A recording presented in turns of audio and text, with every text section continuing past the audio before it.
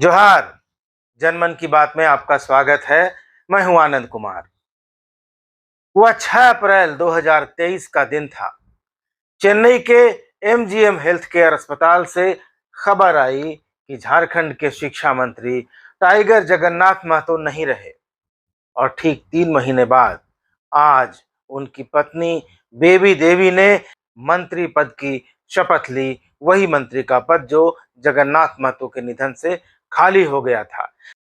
झारखंड के राज्यपाल सीपी राधाकृष्णन ने राजभवन के दरबार हॉल में बेबी देवी को पद और गोपनीयता की शपथ दिलाई और इस दौरान झारखंड के मुख्यमंत्री हेमंत सोरेन और उनके मंत्रिमंडल के ज्यादातर सदस्य वहां मौजूद थे।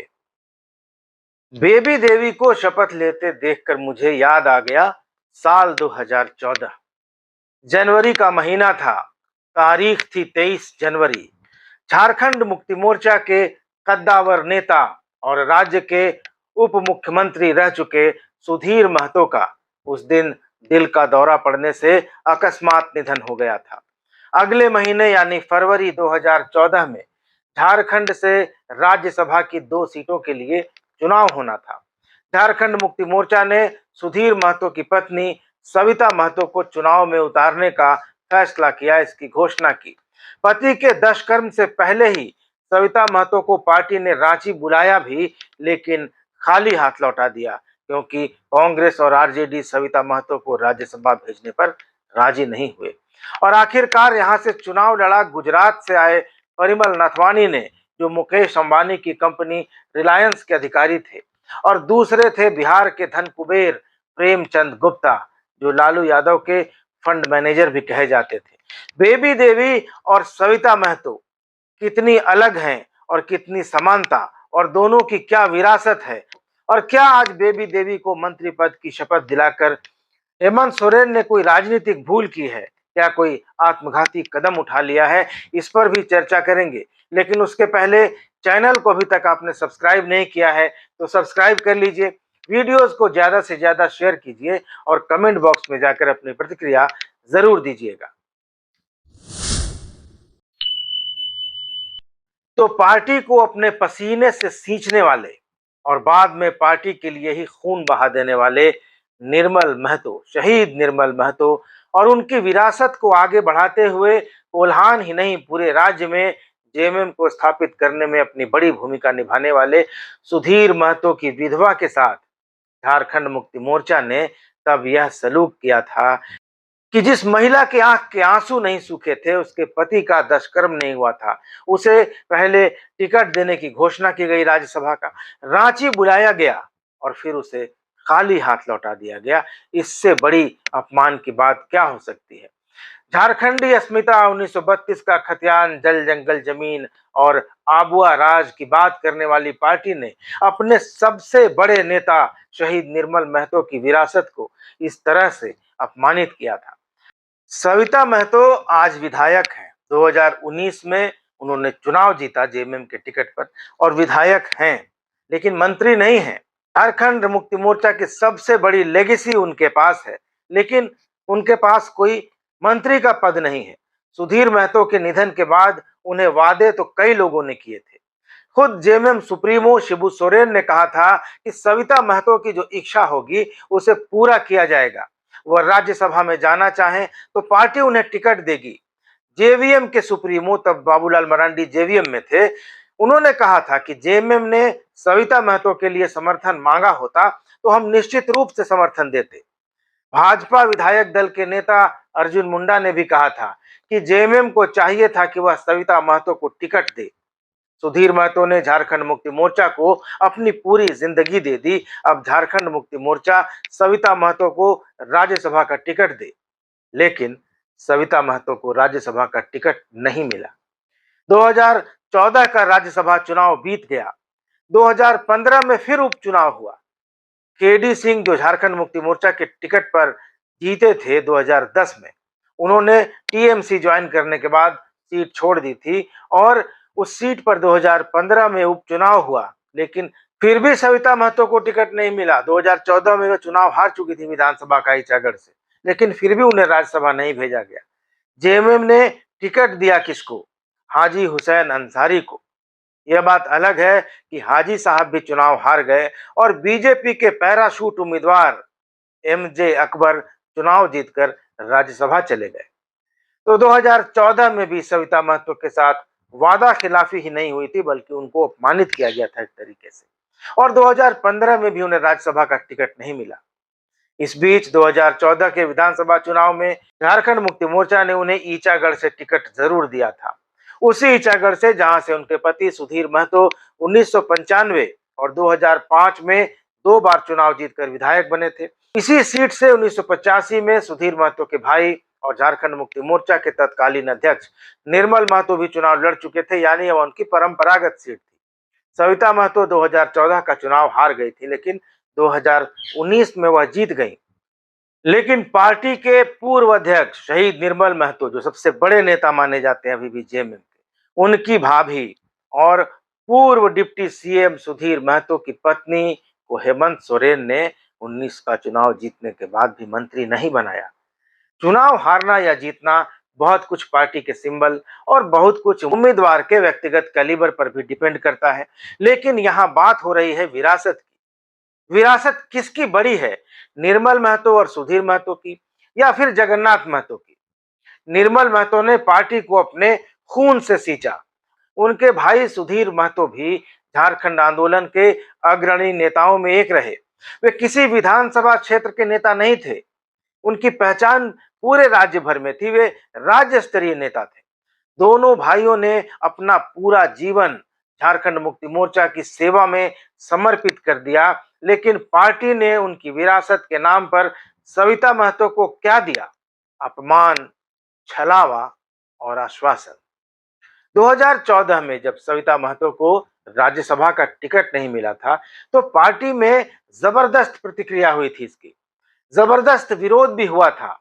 और आज जिन बेबी देवी को मंत्री बनाया गया जगन्नाथ महतो के निधन के बाद, उन्हीं जगन्नाथ महतो ने विरोध किया था। उनके साथ साथ मथुरा प्रसाद महतो और विद्युत वरण महतो, जो अभी बीजेपी के सांसद हैं जमशेदपुर से, इन तीनों ने अपना इस्तीफा दे दिया था विधायक पद से शिबू सोरेन को।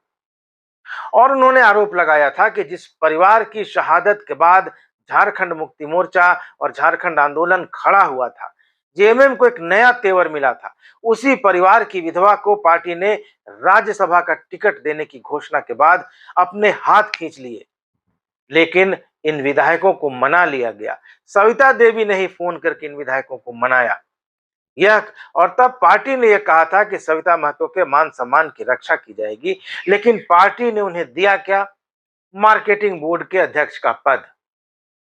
आज जब जगन्नाथ महतो के निधन के बाद उनकी पत्नी बेबी देवी को बिना चुनाव लड़े सीधे सीधे मंत्री का पद दिया गया, तो सविता महतो को उस दिन की याद जरूर आई होगी, जब उनके पति के दुष्कर्म के पहले, जब उनके आंसू नहीं सूखे थे, उन्हें रांची बुलाया गया और फिर मायूस करके खाली हाथ लौटा दिया गया। तब यह सवाल जेहन में आता है कि विरासत किसकी बड़ी और बलिदान किसका बड़ा? निर्मल महतो और सुधीर महतो का झारखंड आंदोलन में और झारखंड मुक्ति मोर्चा में क्या योगदान है, यह बताने की जरूरत नहीं है। झारखंड का बच्चा बच्चा जानता है, झारखंड बनने के इन 22 सालों बाद भी निर्मल महतो कौन थे, सुधीर महतो कौन थे। निर्मल महतो ही वह व्यक्ति थे जिन्होंने झारखंड मुक्ति मोर्चा को वह तेवर और वह कलेवर दिया, वह धार दी, जिसके बल पर आज जेएमएम की इमारत खड़ी है। आजसू का गठन करके उन्होंने एक ऐसा आक्रामक यूथ विंग तैयार किया जिसने केंद्र सरकार तक को हिला दिया और तत्कालीन प्रधानमंत्री राजीव गांधी को आंदोलनकारियों के साथ वार्ता करने को मजबूर होना पड़ा। निर्मल महतो की इसी विरासत को आगे बढ़ाया उनके भाई सुधीर महतो ने और वे राज्य के डिप्टी सीएम तक बने।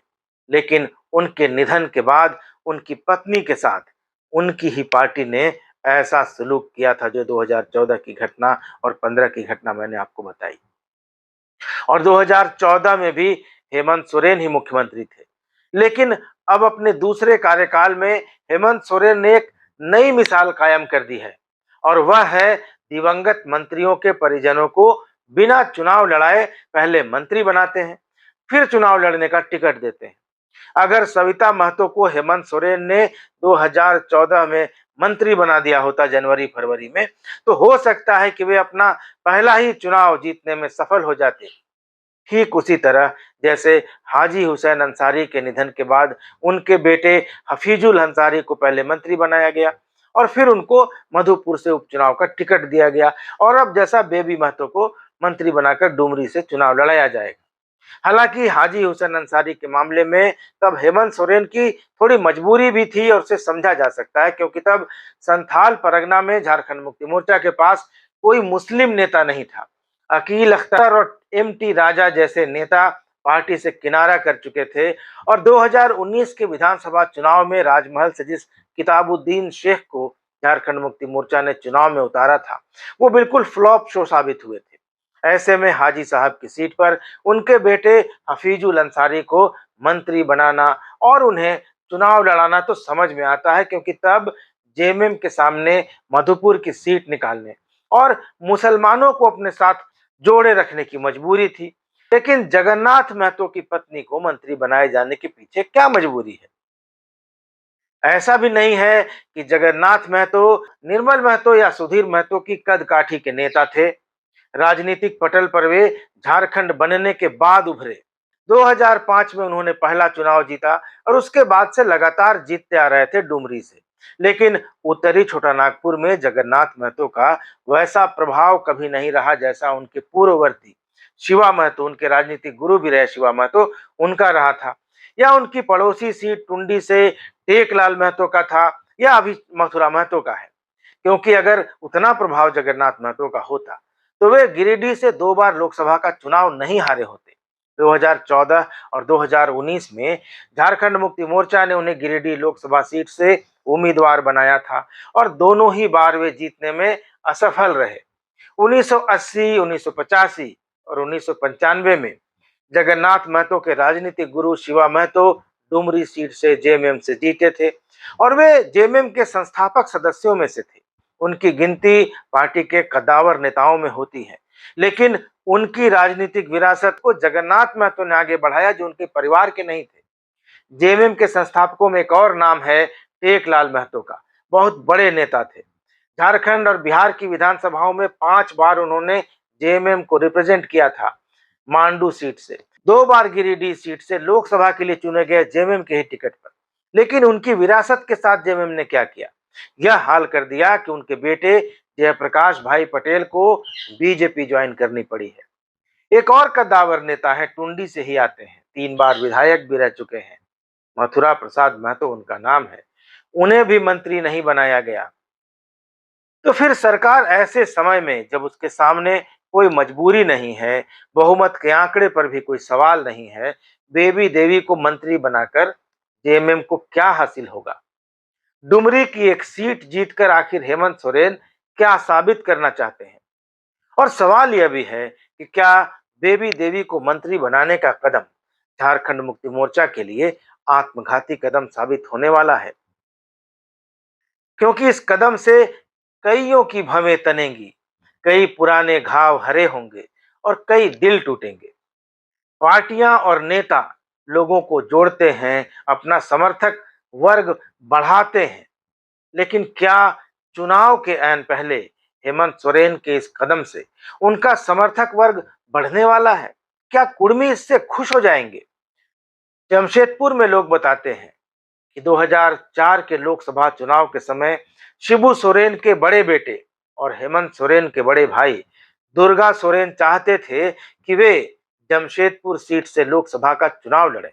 दुर्गा सोरेन गुरुजी के चहेते बेटे थे, पार्टी में उनका दबदबा भी था, लेकिन शिबू सोरेन ने टिकट दिया सुनील महतो को, जो कि आजसू से आए थे, क्योंकि शिबू सोरेन की पारखी नजर ने यह पकड़ लिया था, यह देख लिया था कि वो कितने लोकप्रिय हैं, क्योंकि शिबू सोरेन लोगों को जोड़ना जानते थे। माझी महतो और मोमिन को साथ लेकर उन्होंने जेएमएम को बनाया, संवारा और आज इस लायक बनाया कि वह आज सबसे बड़ी पार्टी के रूप में झारखंड की सत्ता में है। उन्होंने सुनील महतो को इसलिए उम्मीदवार बनाया क्योंकि वह सुनील महतो की लोकप्रियता और उनकी क्षमता को, उनके कैलिबर को भांप गए थे। सुनील महतो जीते और इतने लोकप्रिय हुए कि उनकी हत्या के 16 साल बाद भी लोग उनको याद करते हैं। सुनील महतो की हत्या के बाद उपचुनाव 2007 में हुआ और जेएमएम ने सुनील महतो की पत्नी सुमन महतो को उम्मीदवार बनाया। वह उपचुनाव जीत गई, लेकिन 2009 में भारतीय जनता पार्टी के उम्मीदवार और पूर्व मुख्यमंत्री अर्जुन मुंडा ने उन्हें हरा दिया। उसके बाद से सुमन महतो झारखंड मुक्ति मोर्चा में हैं, लेकिन हाशिए पर। तो जेएमएम के दो नेताओं ने शहादत दी। दोनों कोल्हान से थे, दोनों जमशेदपुर से थे, निर्मल महतो और सुनील महतो। लेकिन विडंबना यह है कि आज उनके नाम पर राजनीति जेएमएम नहीं कर रहा है। निर्मल महतो और सुनील महतो की विरासत को आगे बढ़ाने का दावा आज आजसू कर रहा है, आज जयराम महतो कर रहे हैं। तो क्या जेएमएम के लिए शहीद निर्मल महतो और शहीद सुनील महतो नायक नहीं रहे? क्या जेएमएम में उनकी कोई विरासत को आगे बढ़ाने वाला नहीं रहा? और क्या खुद जेएमएम भी उनकी विरासत को लेकर आगे नहीं जाना चाहता? तो क्या इस नीति से कुर्मी समाज जेएमएम से दूर नहीं होता जा रहा है? तो बेबी देवी को भी मंत्री बनाए जाने पर भले ही आज सविता महतो, सुमन महतो या मथुरा महतो जैसे नेता कुछ बोल नहीं रहे हैं, क्योंकि उनको अपना राजनीतिक नफा नुकसान दिखता है।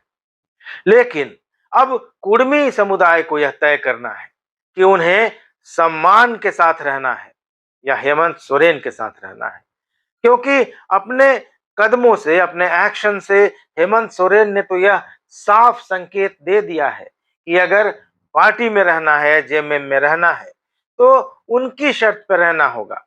लेकिन हेमंत सोरेन शायद भूल जाते हैं कि झारखंड में कुर्मी एक बहुत बड़ी राजनीतिक ताकत है, आबादी के हिसाब से भी और राजनीतिक ताकत के हिसाब से भी।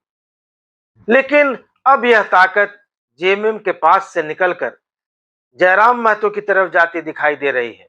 इसके अलावा आजसू जो सुदेश महतो की पार्टी है, उसके साथ भी कुर्मियों का एक बड़ा वर्ग जुड़ा हुआ है और अब अमित महतो के साथ भी कुर्मियों का एक वर्ग जुड़ता हुआ दिखाई दे रहा है। तो अगले साल होने वाले लोकसभा और विधानसभा चुनाव में साफ हो जाएगा कि कुर्मी एकजुट होकर झारखंड में एक बड़ी राजनीतिक ताकत बनेंगे और यह तय करेंगे कि झारखंड की राजनीति किसके हिसाब से संचालित होगी, या फिर अलग अलग दलों में बटे रहकर इस्तेमाल होते रहेंगे और सिर्फ नेताओं की विरासत को ढोने का दावा करते रहेंगे लोग। आने वाले लोकसभा और विधानसभा चुनावों में कुर्मियों का रुख ही झारखंड मुक्ति मोर्चा का राजनीतिक भविष्य भी तय करेगा और बहुत हद तक झारखंड की राजनीति का भविष्य भी तय करेगा। ये वीडियो आपको कैसा लगा कमेंट करके जरूर बताइएगा। चैनल को सब्सक्राइब करना मत भूलिएगा। मिलेंगे अगले वीडियो में, तब तक इजाजत दीजिए। धन्यवाद, नमस्कार।